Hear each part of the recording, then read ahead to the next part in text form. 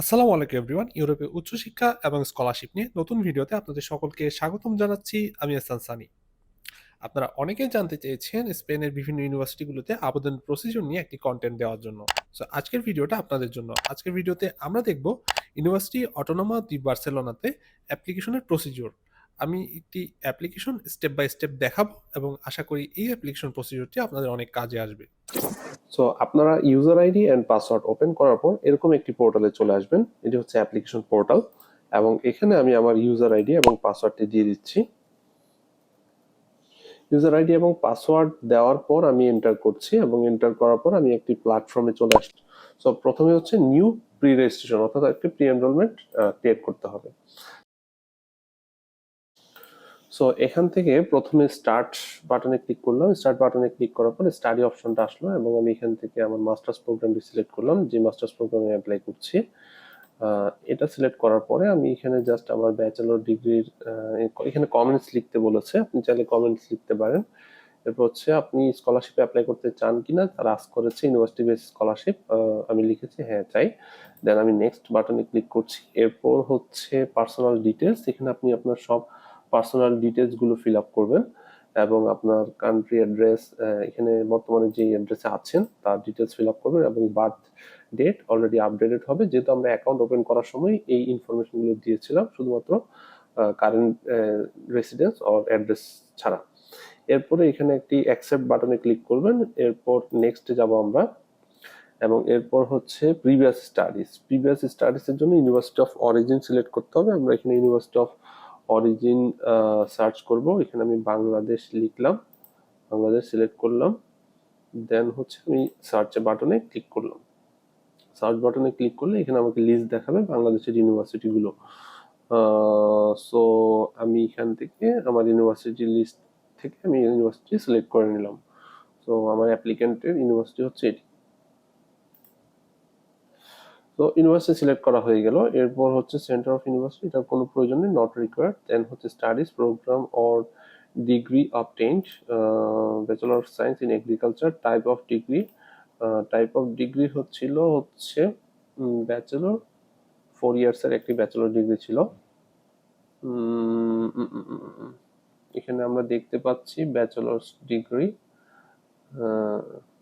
Bachelor degree লিখতে পারি আমরা। এখন সেট করতে হবে হচ্ছে আইএসসিইডি কোড।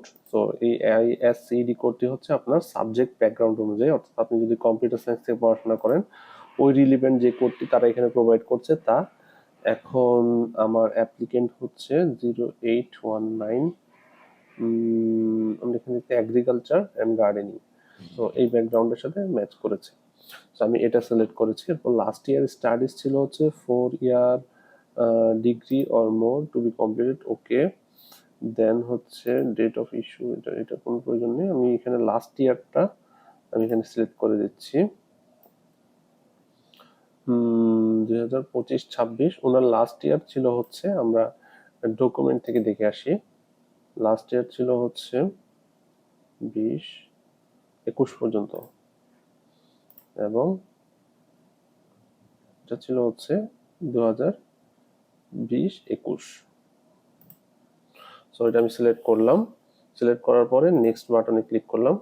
নেক্সট বাটনে ক্লিক করার পরে এখন আমার হচ্ছে অ্যাটাচ ডকুমেন্ট, অর্থাৎ আমার ডকুমেন্টগুলো অ্যাড করতে হবে। তো প্রথমেই হচ্ছে আমার টাইপ অফ ডকুমেন্টস, তারা কি কি চেয়েছে, এখানে তারা একাডেমিক রেকর্ড চেয়েছে, তারপর হচ্ছে একাডেমিক রেকর্ড, তারপর হচ্ছে title associated with academic certificate, academic record certificate 2, দেন হচ্ছে associated with the academic process 2, equivalence of Spanish system. এটা খুবই গুরুত্বপূর্ণ, আমি পরবর্তীতে একটি ভিডিওতে এর ডিটেলস দেখাবো, অর্থাৎ কিভাবে আপনি ইকুইভ্যালেন্স সার্টিফিকেটটি তৈরি করবেন আপনার গ্রেড শিটের। সো এখন এখানে আমরা সবগুলো ডকুমেন্টসই মোটামুটি আপলোড করে দিয়েছি। এখানে আপনারা দেখতে পাচ্ছেন পাসপোর্ট আমরা আপলোড করেছি, তারপর হচ্ছে মোটিভেশন লেটার, সিভি, এরপর হচ্ছে একাডেমিক সার্টিফিকেট, একাডেমিক ট্রান্সক্রিপ্ট, এরপর হচ্ছে ইংলিশ প্রফিসিয়েন্সি সার্টিফিকেট, এরপর হচ্ছে equivalence of Spanish system. So এগুলো মোটামুটি যেগুলো কম্পালসারি ছিল সবই আমরা আপলোড করে দিয়েছি এবং এর পাশাপাশি চাইলে আপনারা এক্সট্রা কিছু ডকুমেন্টও আপলোড করতে পারেন যদি তারা ট্রান্সলেশন চায়, এগুলো তারা এখন চায়নি, কম্পালসারি লিখেনি, যেগুলো কম্পালসারি দিয়েছে আমি অবশ্যই আপলোড করে দিয়েছি। এরপর হচ্ছে আমরা নেক্সটে যাব, নেক্সট ক্লিক করলাম। Pre registration payment. সো এখান থেকে আমরা এখন পেমেন্টটা সম্পন্ন করব। অ্যাকসেপ্ট, দেন হচ্ছে একটি পেমেন্ট গেটওয়ে ওপেন হবে। সো এখানে একটি পেমেন্ট গেটওয়ে ওপেন হলো। আমরা এখানে অ্যাপ্লিকেন্টের নাম, email ID, phone number, address সবকিছু দিলাম। দেওয়ার পর আই হিয়ার বাই কনফার্ম দিলাম এন্ড দেন কন্টিনিউতে ক্লিক করলাম। কন্টিনিউতে ক্লিক করার পর 30 ইউরোর একটি পেমেন্ট আমরা এখানে গেটওয়ে চাচ্ছে। আমরা আমাদের কার্ডের ডিটেলস দিলাম।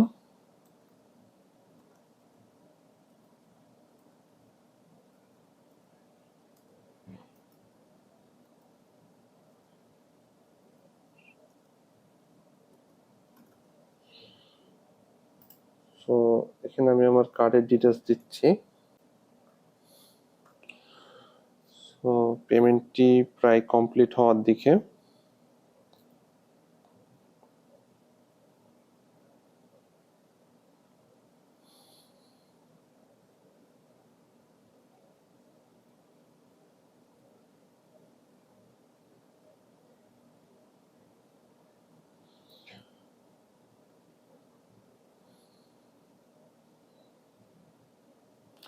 সো পেমেন্টটি আমি কমপ্লিট করেছি আমার ফোন থেকে অ্যাক্সেস নিয়ে। এখন আমি এখানে কন্টিনিউ দিচ্ছি।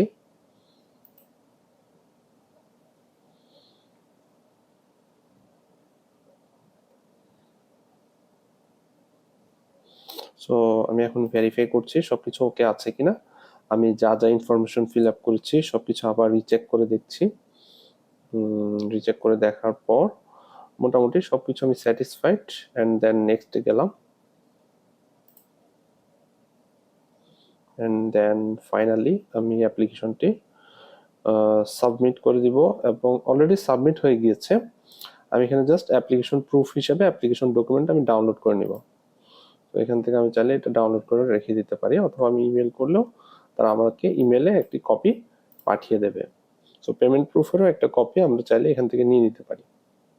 আমরা পরবর্তীতে এখানে এসে ট্র্যাকিং করতে পারি আমার যে অ্যাপ্লিকেশন অ্যাক্সেস কি, অ্যাপ্লিকেশন অবস্থা কি, তা আমরা এখানে পরবর্তীতে চেক করতে পারি। তো আমরা একটি ইমেল ক্রিয়েট করলাম, ইমেলে গেল, এটাও একটা ইমেলে পাঠিয়ে দিল রিসিপ্টটি।